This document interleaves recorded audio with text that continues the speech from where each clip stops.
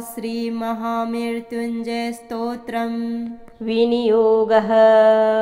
ॐ अस्य श्रीमहामृत्युञ्जयस्तोत्रमन्त्रस्य श्रीमार्कण्डेयऋषिः अनुष्टुप् छन्दः। श्रीमृत्युञ्जयो देवता गौरीशक्तिः समस्तमृत्यु उपशमनार्थं सकलैश्वर्य प्राप्त्यर्थं जपे विनियोगः। ध्यानं चैतन्यं सुमनं मनं मन्मनं मानं मनं वामनं विश्वसार सरं सरं सरसरं सारं सरं वासरं मायाजाल धवं धवं धवधवं धावं धवं माधवं कैलासाधिपति भवं भवभवं भावं भवं माधवम्। ॐ रुद्रं पशुपतिं स्थाणुं नीलकण्ठम् उमापतिं नमामि शिरसा देवं किं नो मृत्युः करिष्यति। कालकण्ठं कालमूर्तिं कालाग्निं कालनाशनं नमामि शिरसा देवं किं नो मृत्युः करिष्यति। नीलकण्ठं विरूपाक्षं निर्मलं निरुपद्रवं नमामि शिरसा देवं किं नो मृत्युः करिष्यति। वामदेवं महादेवं लोकनाथं जगद्गुरुं नमामि शिरसा देवं किं नो मृत्युः करिष्यति। देवदेवं जगन्नाथं देवेशं वृषभध्वजं नमामि शिरसा देवं किं नो मृत्युः करिष्यति। त्रयक्षं चतुर्भुजं शान्तं जटामुकुटधारिणं नमामि शिरसा देवं किं नो मृत्युः करिष्यति। भस्मोदधूलितसर्वाङ्गं नागाभरणभूषितं नमामि शिरसा देवं किं नो मृत्युः करिष्यति। अनन्तं व्ययं शान्तम् अक्षमालाधरं हरं नमामि शिरसा देवं किं नो मृत्युः करिष्यति। आनन्दं परमं नित्यं कैवल्यपददायिनीं नमामि शिरसा देवं किं नो मृत्युः करिष्यति। अर्धनारीश्वरं देवं पार्वती प्राणवल्लभां नमामि शिरसा देवं किं नो मृत्युः करिष्यति।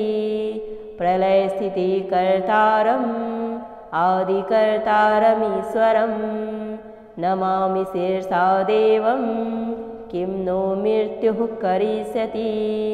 व्योमकेशं विरूपाक्षं चन्द्रार्धकृतशेखरं नमामि शिरसा देवं किं नो मृत्युः करिष्यति।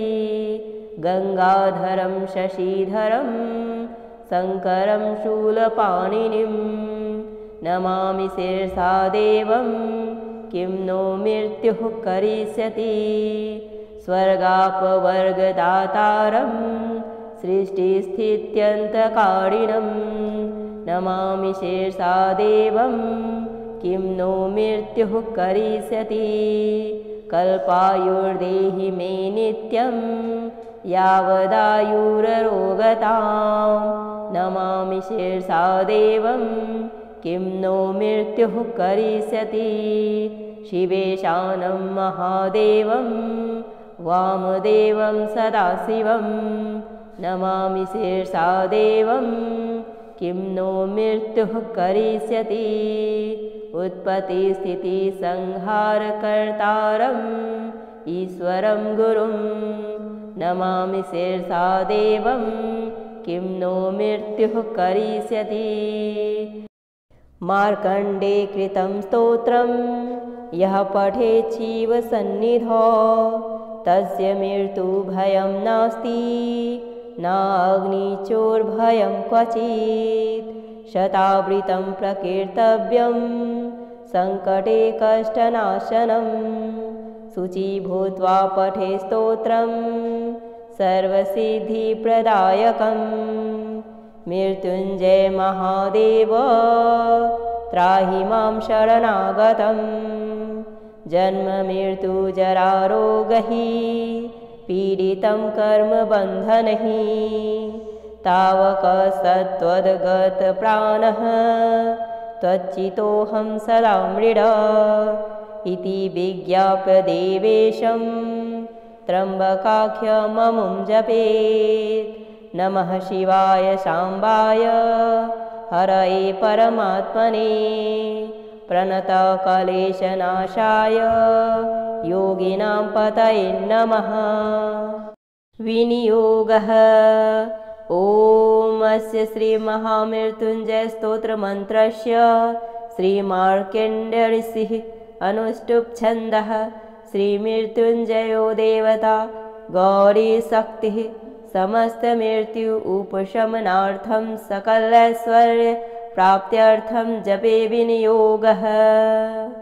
ध्यानं चैतन्यं सुमनं मनं मन्मनं मानं मनं वामनं विश्वसारसरं सरं सरसरं सारं सरं वासरं मायाजालधवं धवं धवधवं धावं धवं माधवं कैलासाधिपति भवं भवभवं भावं भवं माधवम् ॐ रुद्रं पशुपतिं स्थाणुं नीलकण्ठम् उमापतिं नमामि शिरसा देवं किं नो मृत्युः करिष्यति कालकण्ठं कालमूर्तिं कालाग्निं कालनाशनं नमामि शिरसा देवं किं नो मृत्युः करिष्यति नीलकण्ठं विरूपाक्षं निर्मलं निरुपद्रवं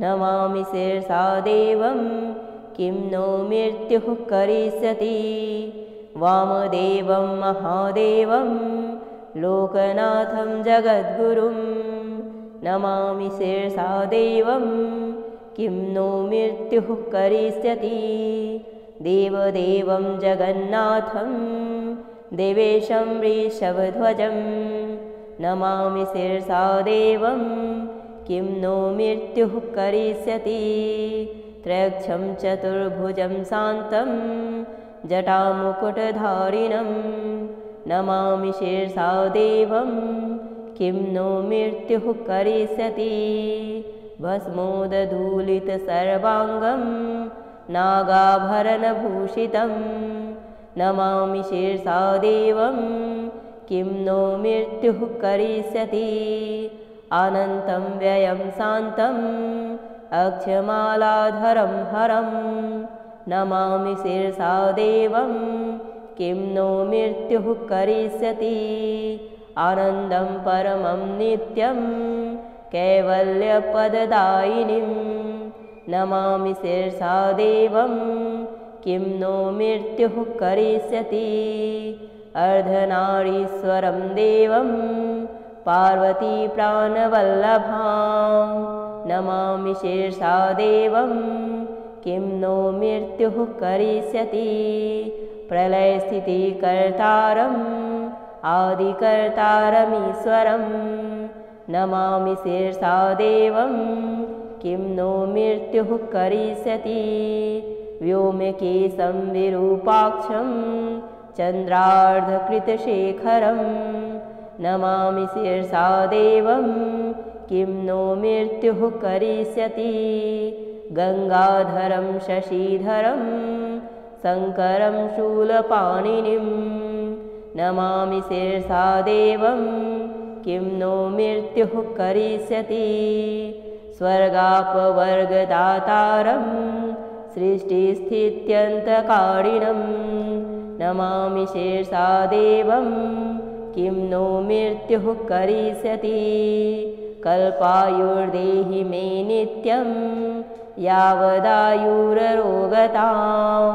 नमामि शिरसा देवं किं नो मृत्युः करिष्यति शिवेशानं महादेवं वामदेवं सदाशिवं नमामि शिरसा देवं किं नो मृत्युः करिष्यति। उत्पत्तिस्थितिसंहारकर्तारम् ईश्वरं गुरुं नमामि शिरसा देवं किं नो मृत्युः करिष्यति। मार्कण्डे कृतं स्तोत्रं यः पठेत् शिवसन्निधौ तस्य मृत्युभयं नास्ति नाग्निचोर्भयं क्वचित्।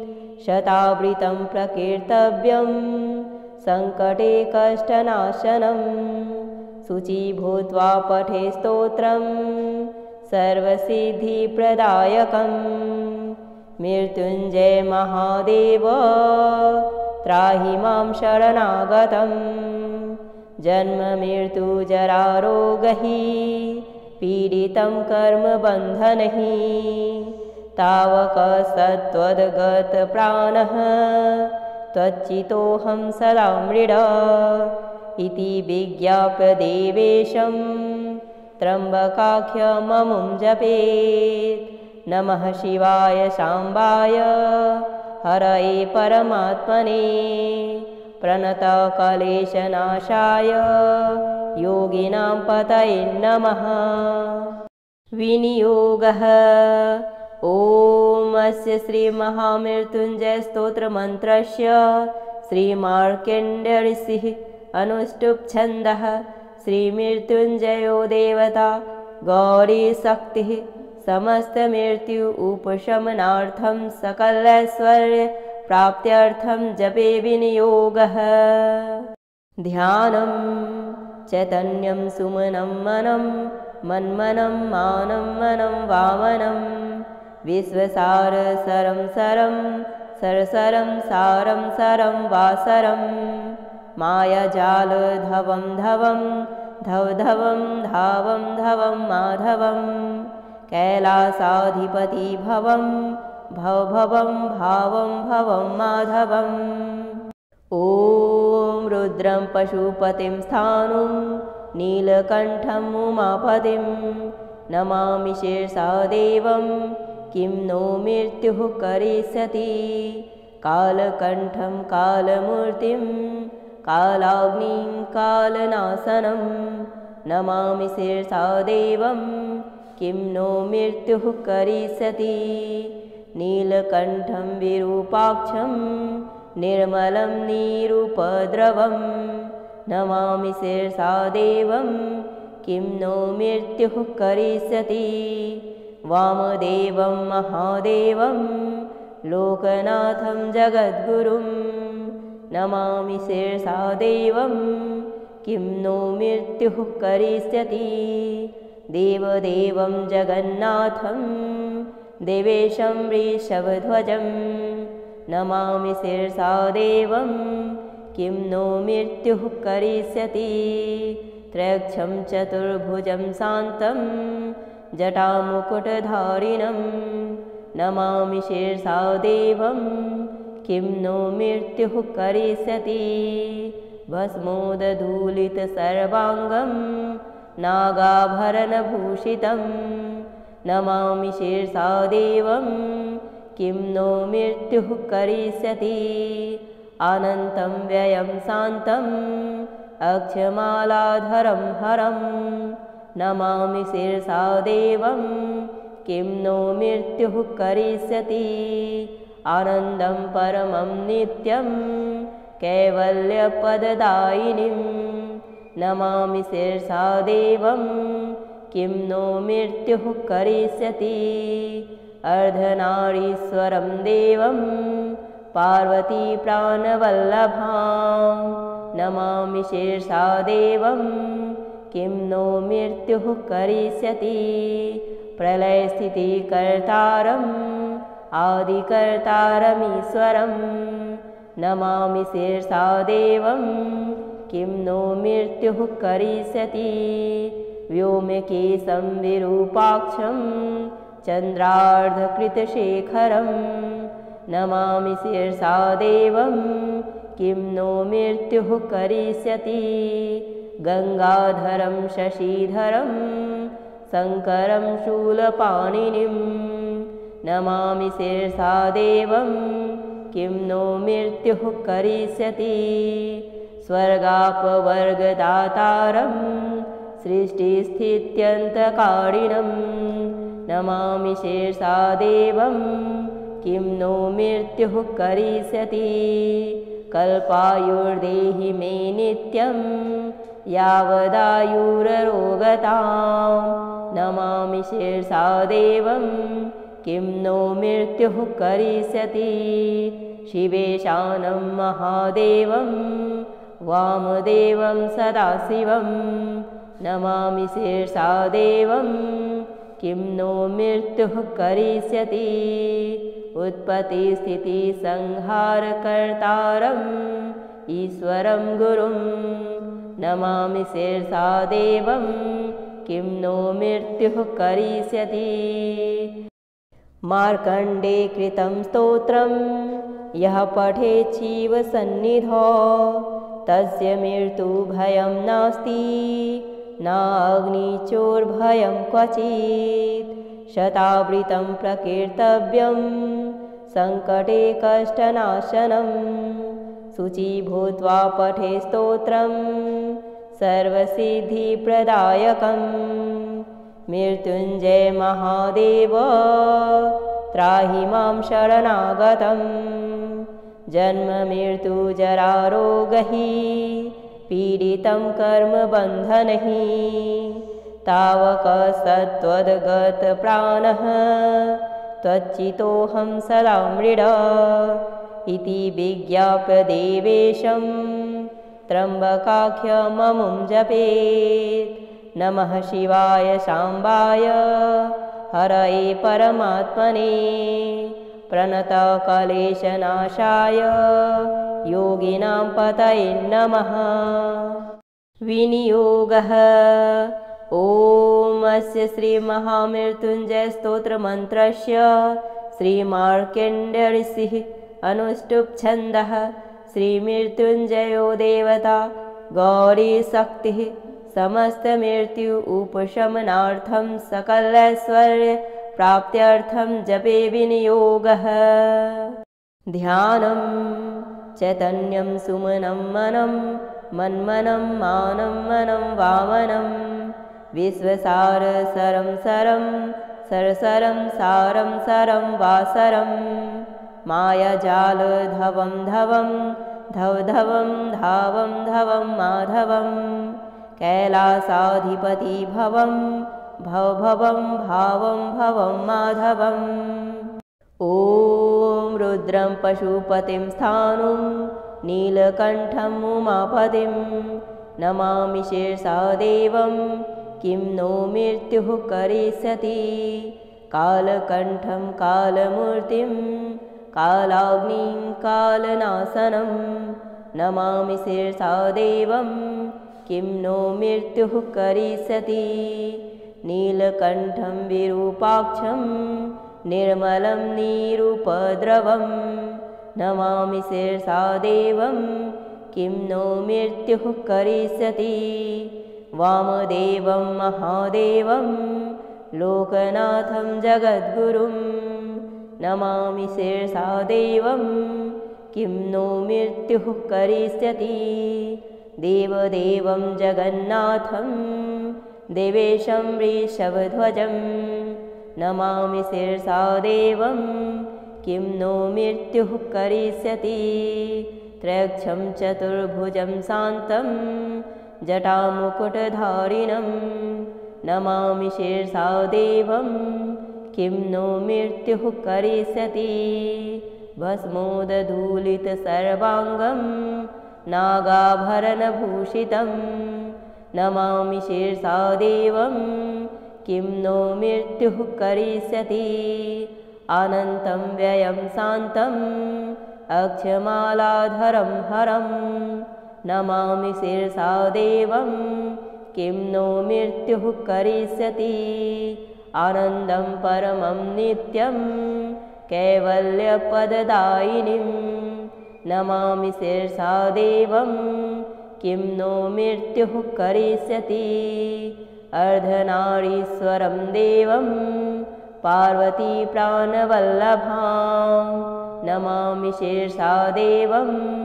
किं नो मृत्युः करिष्यति प्रलयस्थितिकर्तारम् आदिकर्तारमीश्वरं नमामि शीर्षा देवं किं नो मृत्युः करिष्यति व्योमकेशं विरूपाक्षं चन्द्रार्धकृतशेखरं नमामि शीर्षा देवं किं नो मृत्युः करिष्यति गंगाधरं शशिधरं शङ्करं शूलपाणिनिं नमामि शीर्षा देवं किं नो मृत्युः करिष्यति स्वर्गापवर्गदातारं सृष्टिस्थित्यन्तकारिणं नमामि शीर्षा देवं किं नो मृत्युः करिष्यति कल्पायुर्देहि मे नित्यं यावदायुररोगतां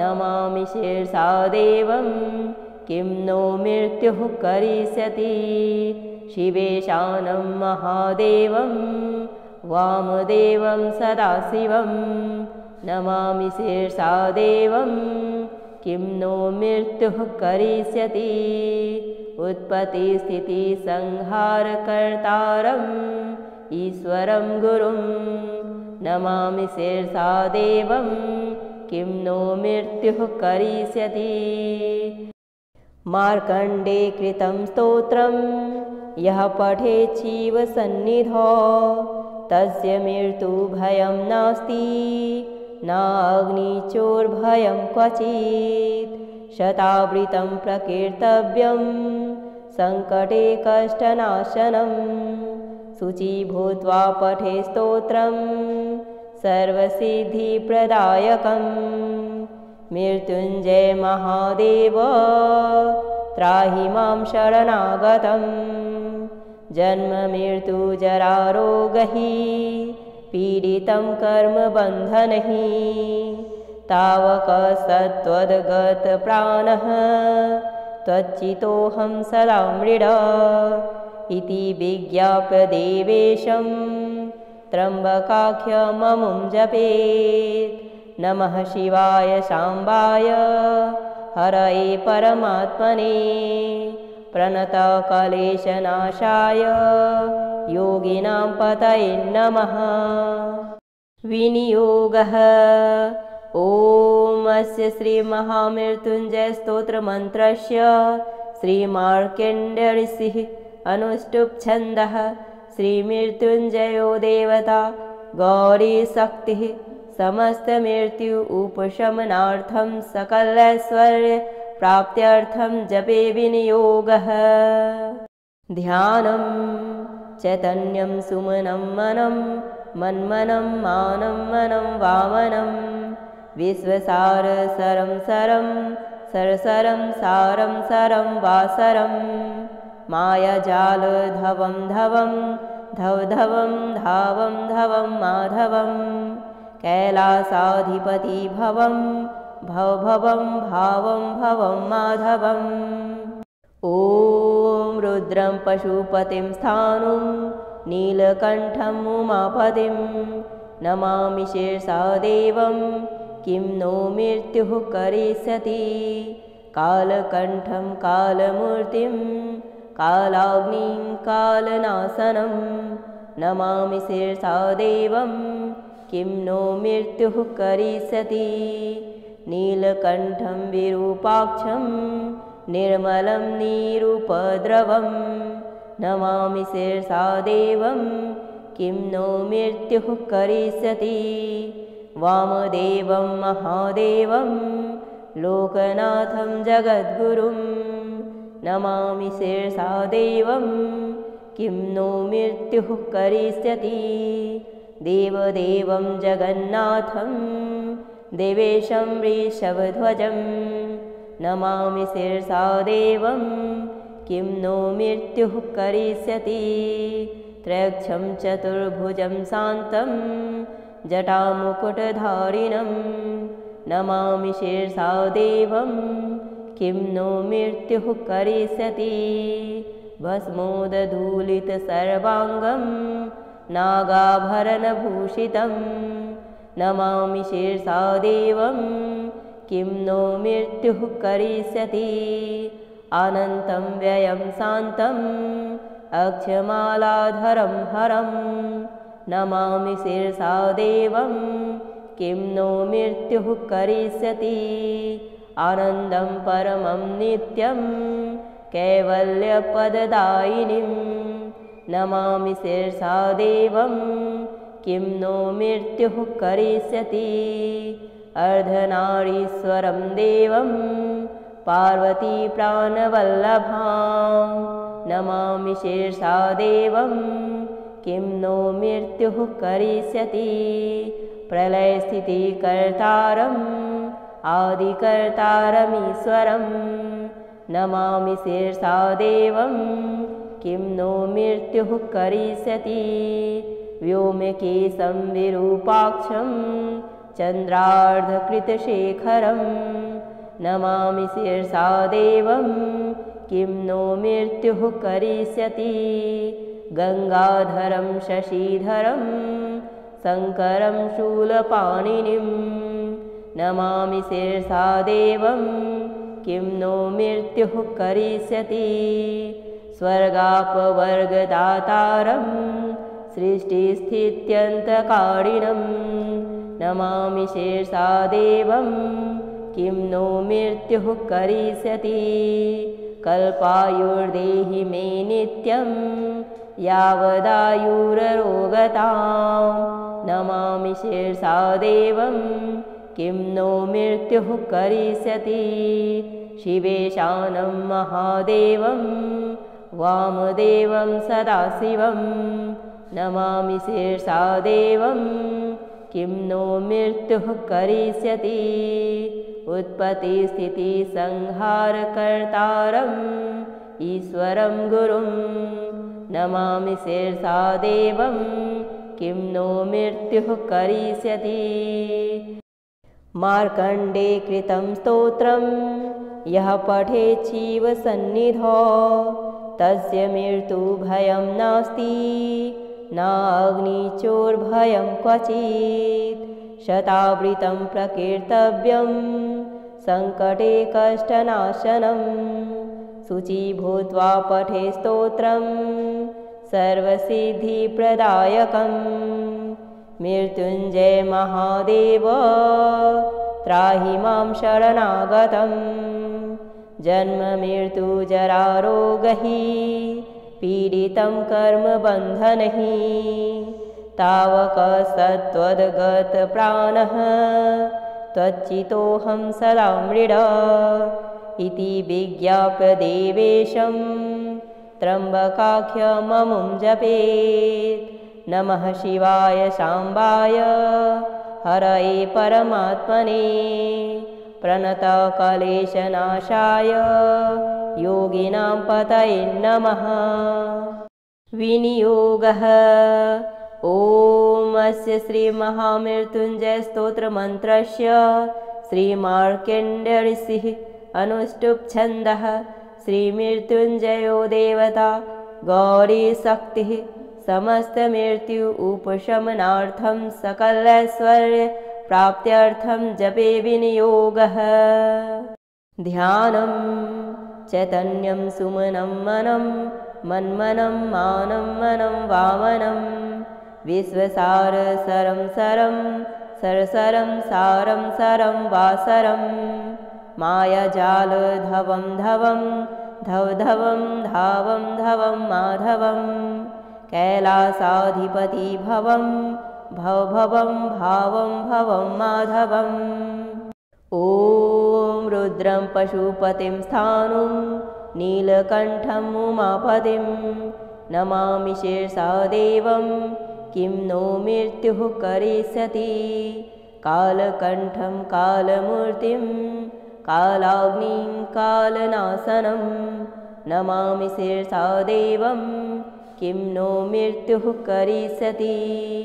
नीलकण्ठं विरूपाक्षं निर्मलं निरुपद्रवं नमामि शिरसा देवं किं नो मृत्युः करिष्यति।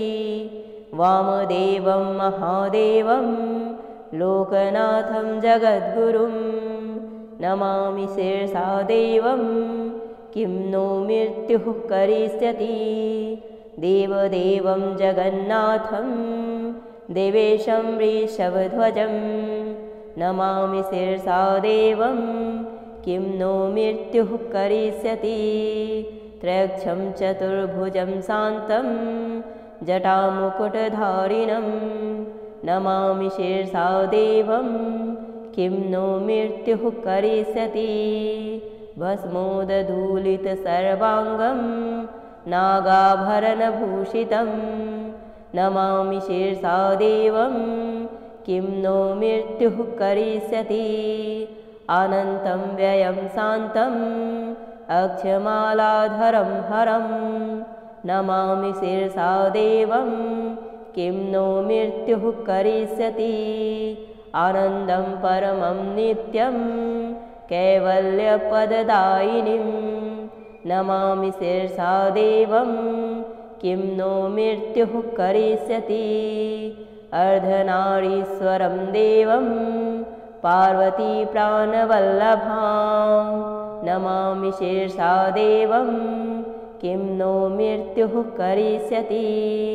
प्रलयस्थितिकर्तारम् आदिकर्तारमीश्वरं नमामि शिरसा देवं किं नो मृत्युः करिष्यति। व्योमकेशं विरूपाक्षं चन्द्रार्धकृतशेखरं नमामि शिरसा देवं किं नो मृत्युः करिष्यति।